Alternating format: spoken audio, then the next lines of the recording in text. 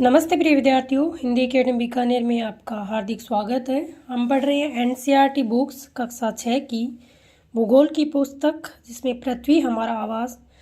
प्रिय विद्यार्थियों, आज हमारी ये चौथी क्लास है। पीछे वाली क्लास आपने नहीं देखी तो आप ज़रूर देख लेना, क्योंकि प्रिय विद्यार्थियों अभी एनसीईआरटी की जो बुक्स हैं वो आपको पढ़ लेनी चाहिए। कक्षा 6 से लेकर 10 तक आने वाली किसी भी एग्ज़ाम में एनसीईआरटी से सीधे प्रश्न पूछे जाएंगे, इसमें कोई दो राय नहीं है। प्रिय विद्यार्थियों, अभी राजस्थान में नई सरकार बनी है। भजन लाल जी जो है हमारे मुख्यमंत्री बने हैं। एक ज़मीन से जुड़े हुए शिक्षित जो इंसान हैं वो मुख्यमंत्री बने हैं।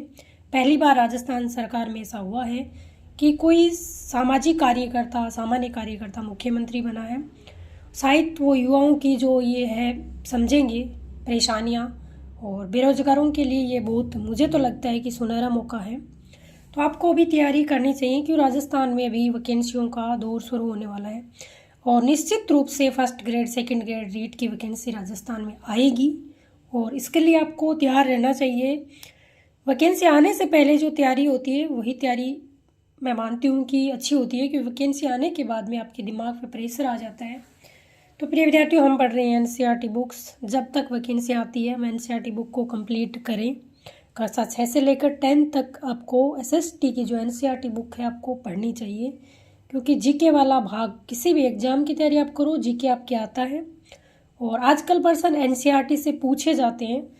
आपको ये विश्वास नहीं होता कि एनसीईआरटी से प्रश्न पूछे जाते हैं कि नहीं, तो आप पूर्व एग्जाम के प्रश्न उठाएं, उनको देखें। इसमें हम 2 चैप्टर आज कंप्लीट कर लेंगे। प्रिय विद्यार्थियों, हम पढ़ रहे हैं ग्लोब, अक्षांश और देशांतर। इसमें एक क्लास कल हमने ली, आज हमारी दूसरी क्लास है। आज हम इसमें पढ़ेंगे देशांतर के बारे में, और पीछे वाली क्लास आपने नहीं देखी है तो एक बार जाके ज़रूर देख लेना। पीछे वाली क्लास देखने से आज वाली क्लास से आप ज़रूर जुड़ जाएंगे। आज हम कल यहाँ तक हम पढ़ चुके हैं, आज हम पढ़ेंगे देशांतर के बारे में। देशांतर क्या है? किसी स्थान की स्थिति को बताने के लिए उस स्थान के अक्षांश के अतिरिक्त कुछ और जानकारियों की आवश्यकता भी होती है। आप देख सकते हैं कि प्रशांत महासागर में स्थित टोंगा द्वीप एवं हिंद महासागर में स्थित मॉरिशस द्वीप एक ही अक्षांश 20 डिग्री दक्षिण पर स्थित है। एक चीज़ आपको यहाँ पर दिखी होगी, ये भी पूछा जा सकता है कि टोंगा द्वीप किस महासागर में है, तो ये प्रश्न आपका ज्योग्राफी का हो जाता है कि टोंगा द्वीप किस महासागर में स्थित है। तो टोंगा द्वीप किस महासागर में है? प्रशांत महासागर में। मॉरिशस द्वीप किस महासागर में है? तो ये हिंद महासागर में स्थित है। क्या है? मॉरिशस। और दोनों ही 20 डिग्री दक्षिण अक्षांश पर स्थित हैं। उनकी हम जब पढ़ते हैं तो प्रश्न किस प्रकार के बनते हैं, तो इस पर हम चर्चा करते हुए चलेंगे। आपसे यहाँ पर 2 प्रश्न बन गए कि टोंगा द्वीप किस महासागर में स्थित है और मॉरिशस द्वीप किस महासागर में स्थित है। उनकी सही स्थिति जानने के लिए पता करना होगा कि उत्तर ध्रुव को दक्षिण ध्रुव से जोड़ने वाली संदर्भ रेखा से पूर्व या पश्चिम की ओर इन स्थानों की दूरी कितनी है। इन संदर्भ रेखाओं को देशांतरीय याम्योत्तर कहते हैं। ये देशांतरीय याम्योत्तर क्या होता है, इस चीज़ को हम आगे समझेंगे।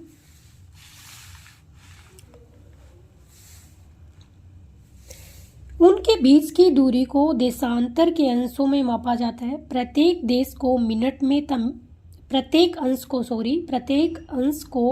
में तथा मिनट को सेकंड में विभाजित किया जाता है।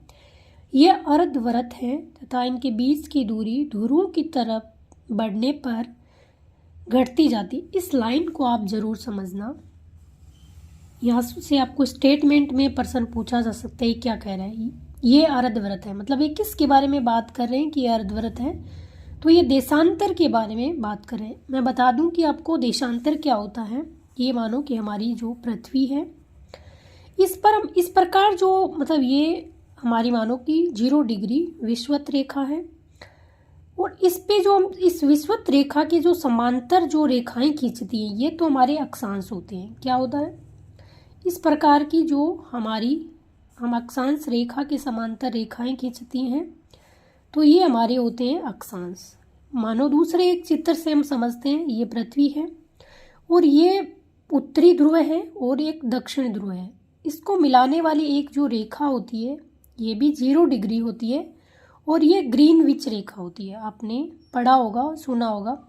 इसके समांतर दोनों तरफ इस प्रकार जो रेखाएं खींची जाती है, इस प्रकार, चित्र पे ज़्यादा ध्यान ना दें किस प्रकार का बन रहा है, बस चीज़ को समझने की कोशिश करें। इस प्रकार की जो रेखाएं खींची जाती है ये क्या होते हैं, ये देशांतर होते हैं। ये ग्रीनविच रेखा है, इसके समांतर जो इस प्रकार की जो रेखाएं खींची जाती है ये क्या होते हैं, देशांतर होते हैं। ये हमारी विषुवत रेखा है 0 डिग्री, इसके समांतर जो रेखाएं खींची जाती है ये अक्षांश होते हैं। तो आपको देशांतर क्या है और अक्षांश क्या है इस चीज़ को ध्यान से देखना है। ये जो अक्षांश होती है ये अर्धवृत्त ना होकर एक वृत्त के रूप में होती है। अपन को एक साइड से देखते हैं तो ये रेखाएं समांतर दिखती है, परंतु ये एक वृत्त के रूप में होती है। और ये जो देशांतर रेखाएं होती है ये अर्धवृत्त के रूप में होती है। यही बात यहाँ पर कह रहे हैं कि ये अर्धवृत्त है तथा उनके बीच की दूरी ध्रुवों की तरफ बढ़ने पर घटती है। एक चीज़ हमेशा ध्यान रखना, ये मानो कि पृथ्वी है, इस चीज़ पे आप गौर करना। ये 0 डिग्री देशांतर है जो ग्रीनविच रेखा इसको कहते हैं। इसको हम जो इस प्रकार जो रेखाएं खींचते हैं ये बात यही कर रहा है, इस लाइन को आप समझना कि उनके बीच की दूरी ध्रुवों की तरफ बढ़ने पर घटती है। ये लाइन पूछी जाती है आपको। तो जिस प्रकार यहाँ पर जो बीच में है इसकी दूरी क्या है, बहुत ज़्यादा है, और जिस प्रकार ध्रुवों पर जाएंगे तो ये एक बिंदु के रूप में लास्ट में देखो सारी रेखाएं एक ही बिंदु पर जाकर मिलेगी। सारी रेखाएं क्या मिलेगी, एक ही बिंदु पर जाके मिलती हैं। तो यहाँ पर ध्रुवों की तरफ जाने पर यह दूरी घटती है, तो इस चीज़ को विशेष तौर पे ध्यान रखना है। एवं ध्रुवों पर शून्य हो जाती है, बिल्कुल एक 0 डिग्री पे हो जाती है, जहाँ सभी देशांतरीय याम्योत्तर आपस में मिलती है। याम्योत्तर देशांतर रेखाओं को कहा जाता है। अक्षांश समांतर रेखाओं से भिन्न सभी देशांतरीय याम्योत्तर की लंबाई समान होती है, इसलिए इन्हें सिर्फ मुख्य संख्याओं में व्यक्त करना कठिन था तथा सभी देशों ने निश्चित किया कि ग्रीनविच जहां ब्रिटिश राज की वेधशाला स्थित है, तो ये भी प्रश्न पूछा जा सकता है कि जो ब्रिटिश राज्य की वेधशाला है वो किस याम्योत्तर पर या किस देशांतर पर स्थित है, तो 0 डिग्री पर स्थित है, ग्रीनविच पर। से गुजरने वाले याम्योत्तर से पूर्व और पश्चिम की ओर गिनती शुरू की जाती है। मतलब ये जो 0 डिग्री होता है इससे याम्योत्तर से पूर्व और पश्चिम की गिनती शुरू की जाती है। इस याम्योत्तर को प्रमुख याम्योत्तर कहते हैं। जो 0 डिग्री ग्रीनविच हमारा होता है ये प्रमुख याम्योत्तर है। इसका मान 0 डिग्री देशांतर है। यहाँ से हमें 180 डिग्री पूर्व, इससे लेकर यहाँ तक 80 डिग्री पूर्व और पश्चिम 180 डिग्री पश्चिम तक गणना करते हैं। मतलब ये 0 डिग्री हमारा याम्योत्तर है, इससे लेकर इधर जाएं तो पूर्व और इधर जाएं तो पश्चिम 180 डिग्री, दोनों तरफ 180 डिग्री तक क्या करते हैं, गणना करते हैं। प्रमुख याम्योत्तर था 180 डिग्री याम्योत्तर मिलकर पृथ्वी को 2 समान भागों पूर्वी गोलार्ध एवं पश्चिम गोलार्ध में विभक्त करते हैं। याम्योत्तर से पश्चिम में पश्चिमी गोलार्ध और याम्योत्तर से पूर्व जो होता है पूर्वी गोलार्ध। जिस प्रकार हम देखते हैं 0 डिग्री विषुवत वृत्त से उत्तर की तरफ उत्तरी गोलार्ध, दक्षिण की तरफ दक्षिणी गोलार्ध, इसी प्रकार जो हमारा ग्रीनविच रेखा है उसके पश्चिम में पश्चिमी गोलार्ध और पूर्व में पूर्वी गोलार्ध। इस चीज़ को आपको समझना है। इसलिए किसी स्थान के देशांतर के आगे पूर्व के लिए अक्षर पूर्व तथा पश्चिम के लिए अक्षर पश्चिम का उपयोग किया जाता है। यह जानना रोचक होगा कि 180 डिग्री पूर्व और 150 डिग्री याम्योत्तर एक ही रेखा पर स्थित है। अब ग्लोब पर अक्षांश समांतर रेखाओं एवं देशांतरीय याम्योत्तर के द्वारा बनी ग्रिड को देखो। ये कह रहा है कि अब ग्लोब पर मतलब हमारा जो पृथ्वी है उस पर अक्षांश समांतर रेखाओं एवं देशांतरीय याम्योत्तर के द्वारा बनी ग्रिड को देखो। अगर आपको किसी स्थान, ये ग्रिड क्या होता है, अगर आप इसके बारे में बात करेंगे अभी, अगर आपको किसी स्थान के अक्षांश एवं देशांतर की सही जानकारी हो तो ग्लोब पर आप उस स्थान का पता आसानी से लगा सकते हैं। सॉरी, जुकाम की वजह से गला खराब है, आप इस चीज़ को ध्यान मत देना। उदाहरण के लिए असम में धुबरी 26 डिग्री उत्तरी अक्षांश एवं 90 डिग्री पूर्वी देशांतर पर स्थित है। ये एक उदाहरण के द्वारा बताना चाह रहा है कि उदाहरण के लिए असम में जब आप अपने मैप में देखोगे तो आप असम को देखना कहाँ पर है। असम में धुबरी 26 डिग्री उत्तरी अक्षांश, जिस प्रकार ये अक्षांश हम खींचते हैं तो मानो कि यहाँ पर 26 डिग्री उत्तरी अक्षांश है एवं 90 डिग्री पूर्वी देशांतर। और इस प्रकार हम जब देशांतर खींचते हैं तो मानो कि ये 26 डिग्री क्या है, अक्षांश है, और मान लेते हैं कि ये है वो 90 डिग्री देशांतर है। यहाँ पर जो दोनों रेखाएं ये काट रही है, यहाँ पर क्या है, असम का धुबरी है। इसी बारे में, इसी चीज़ के बारे में समझा रहा है कि इस प्रकार ये जो हमारे हैं अक्षांश है और इस प्रकार देशांतर रेखा है जहाँ पर ये काटती है दोनों, यहाँ पर ये बात बता रहे हैं। ये बिंदु धुबरी की सही स्थिति होगी, जहाँ पर ये दोनों रेखाएं काटेगी वहाँ धुबरी की सही स्थिति होगी। एक इस मैप के द्वारा आप समझ लीजिएगा, आपको दिख रहा होगा, मैं एक बार दिखा देती हूँ इसको ऊपर करके।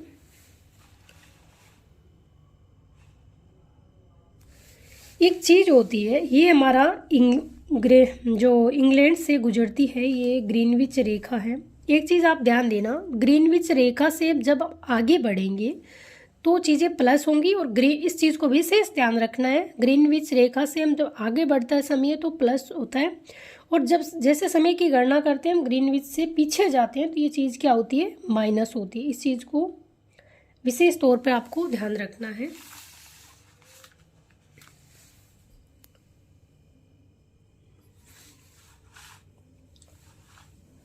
यहाँ पर बता रहा है देशांतर और समय। देशांतर और समय के बारे में कह रहा है, समय को मापने का सबसे अच्छा साधन पृथ्वी, चंद्रमा, ग्रहों की गति है। सूर्योदय और सूर्यास्त प्रतिदिन होता है, अतः स्वाभाविक ही है कि ये पूरे विश्व में समय निर्धारण का सबसे अच्छा साधन है। स्थानीय समय का अनुमान सूर्य के द्वारा बनने वाली परछाई से लगाया जा सकता है, जो दोपहर में सबसे छोटी हों। सूर्योदय तथा सूर्यास्त के समय सबसे लंबी होती है। ग्रीनविच पर स्थित प्रमुख याम्योत्तर पर सूर्य जिस समय आकाश के सबसे ऊंचे बिंदु पर होता है उस समय याम्योत्तर पर स्थित सभी स्थानों पर दोपहर होगी।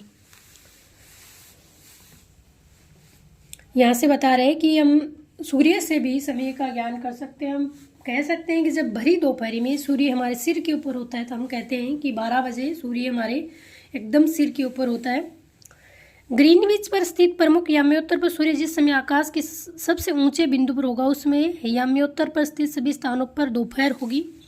चूंकि पृथ्वी पश्चिम से पूर्व की ओर चक्कर लगाती है, यह स्टेटमेंट में पूछा गया प्रश्न है कि जो पृथ्वी है पश्चिम से पूर्व की ओर चक्कर लगाती है या पूर्व से पश्चिम। तो ये विशेष तौर से आपको ये चीज़ ध्यान रखनी है, जो हमारी पृथ्वी है वो पश्चिम से पूर्व की ओर चक्कर लगाती है। प्रश्न फिर आपसे पूछा जा सकता है। अतः वे स्थान जो ग्रीनविच के पूर्व में है, वही बात कर रहे हैं कि वो स्थान जो ग्रीनविच के पूर्व है उनका समय ग्रीनविच समय से आगे होगा, तो जो पश्चिम है उसका समय पीछे होगा। मान लेते हैं कि ये ग्रीनविच रेखा गुजरती है, इससे जब हम आगे चलेंगे तो प्लस होगा और इससे जब हम पीछे जाएंगे तो माइनस होगा। इस चीज़ का विशेष तौर पर ध्यान रखना है। उसका समय पीछे होगा। समय के अंतर की दर की गणना निम्नलिखित विधि से की जा सकती है। यहाँ से एक प्रश्न जरूर पूछा जाता है, आप इस चीज़ को समझने की कोशिश करना। पृथ्वी लगभग 24 घंटे में अपने अक्ष पर 360 घूमती है। मानो ये पृथ्वी है और ये 24 घंटे में 360 डिग्री घूमती है। कितनी घूमती है? मानो यहाँ से इसने घूमना स्टार्ट किया और ये 24 घंटे में यहाँ से स्टार्ट किया और ये 360 का गोला है और यहाँ पर 24 घंटे बाद वापस आ जाएगी। 360 डिग्री घूम जाती है, अर्थात वह 1 घंटे में 15 डिग्री एवं 4 मिनट में 1 डिग्री घूमती है। ये चीज़ आप यहाँ पर ध्यान देना। अगर ये कॉन्सेप्ट आपकी समझ में आ गया तो फिर समय वाला जो ज्योग्राफी में सवाल पूछा जाता है वो आपके गलत नहीं होगा। 24 घंटे में कितने डिग्री घूमती है? 360, अर्थात वह 1 घंटे में 15 डिग्री घूमती है, 4 मिनट में 1 डिग्री घूमती है। इस कॉन्सेप्ट को ध्यान में रखना है और इसको याद कर लेना है। इस प्रकार जब ग्रीनविच में दोपहर के 12 बजे हैं तथा ग्रीनविच से 15 डिग्री पूर्व में समय होगा 15 × 4 60 मिनट। क्यों? क्योंकि जब ग्रीनविच से पूर्व की तरफ बात कर रहे हैं, पूर्व की तरफ आप जाओगे तो इस चीज़ को जोड़ना है, घटाना नहीं है, और पश्चिम की तरफ बात करें तो इसको घटाना है। मानो कि ग्रीनविच पर दोपहर के 12 बजे था, ग्रीनविच से 15 डिग्री पूर्व में समय होगा 15 गुणा 4, क्योंकि 4 मिनट में 1 डिग्री घूमती है पृथ्वी। ये कॉन्सेप्ट ध्यान रखना है कि 4 मिनट में 1 डिग्री घूमती है। तो 60 मिनट में कितने डिग्री घूमी? 15 डिग्री घूमी। अर्थात ग्रीनविच के समय से 1 घंटा आगे होगा। बिल्कुल 60 मिनट आगे हो गया, 1 घंटा आगे हो गया, अर्थात जहाँ वहाँ वह दोपहर का 1 बजा होगा। लेकिन ग्रीनविच से 15 डिग्री पश्चिम का समय ग्रीनविच में से 1 घंटा पीछे होगा, क्योंकि ग्रीनविच रेखा से पश्चिम की तरफ जाते हैं, पीछे जाते हैं तो चीज़ें माइनस होती हैं। तो वहाँ पर आपका क्या बजेगा? 11 बजेगा। इस प्रकार जब ग्रीनविच पर दोपहर के 12 बजे होंगे तो उस समय 180 डिग्री पर मध्य रात्रि होगी। इस कॉन्सेप्ट को आपको समझ लेना है और यहाँ से एक प्रश्न हमेशा पूछा जाता है। किसी भी स्थान पर जब सूर्य आकाश में अपने उच्चतम बिंदु पर होता है दोपहर में, उस समय घड़ी में दिन के 12 बजते हैं। इस प्रकार घड़ी के द्वारा दिखाया गया समय उस स्थान का स्थानीय समय होगा। आप देख सकते हैं कि दिए गए देशांतरीय याम्योत्तर पर सभी स्थानों का स्थानीय समय समान होता है। हम मानक समय क्यों मानते हैं? एक प्रश्न ये है कि हम मानक समय क्यों मानते हैं। अलग अलग याम्योत्तर पर स्थित स्थानों के स्थानीय समय में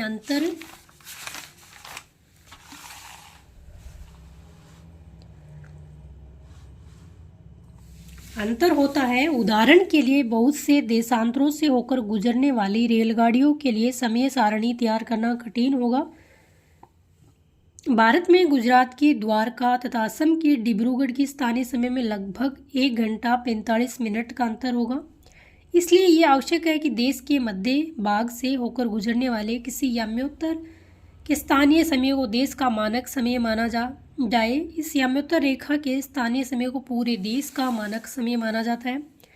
भारत में 82.5 डिग्री पूर्वी देशांतर को मानक याम्योत्तर माना गया है। इस याम्योत्तर के स्थानीय समय को पूरे देश का मानक समय माना जाता है। इसे भारतीय मानक समय के नाम से जाना जाता है। एक चीज़ आपको ध्यान रखना है कि जो भारत का ये प्रश्न बनता है, भारत का मानक याम्योत्तर क्या है?